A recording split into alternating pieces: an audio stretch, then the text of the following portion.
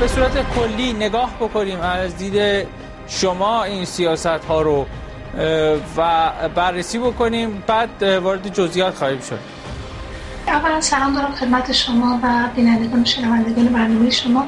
ما در همین رابطه نظر عامر عالی، یک فعال مذهبی اهل سنت کردستان رو هم جویا شد.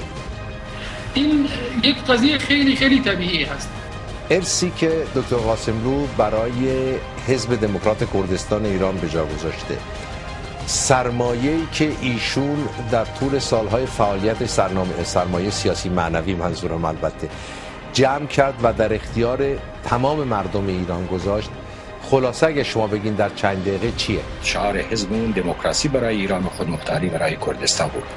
در روزهای گذشته در شهرهای مختلف اروپا مراسمی به مناسبت 25مین سالگرد ترور دکتر قاسملو از سوی حزب دموکرات کردستان برگزار شد که آخرین اونها روز دوشنبه گذشته در شهر لندن بود، در محل پارلمان این کشور با حضور برخی مقامات بریتانیایی و فرانسوی و نماینده بین‌الملل سوسیالیست.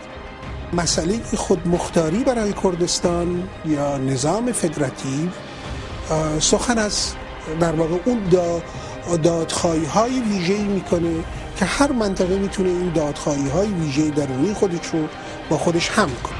ما حال به همکاری با همه سازمان‌های ایرانی، با همه نیروها، با همه شخصیت‌ها هستیم و به شرط اینکه این سازمان‌ها علیه رژیم خمینی مبارزه بکنند. کردیا باید دارای چنان زور نظامی و قدرت نظامی باشه که بتونه جمهوری اسلامی رو شکست بده، یا نه که همچین چیزی نمیگیم محاله ولی فعلا تا به حال غیر ممکن بوده و کرد نتونسته با رژیم‌های دیکتاتوری از طریق گفتگو و دیالوگ یا حتی از طریق زور، چه زور نظامی و غیره، این مسئله رو شعار معروف کنگره سوم حزب که ایشون پیشنهاد کردن و به تصویب رسید که دموکراسی برای ایران، خودمختاری برای کردستان. من باور نمی کنم که کردهای ایران از مدار خارج بشن به دلیلی که کردهای عراق به استقلال رسیدن، ولی حتما کردهای ایران و دیگر ملیت‌ها هم در مبارزه برای احقاق خودشون، حقوق خودشون مصمم ترین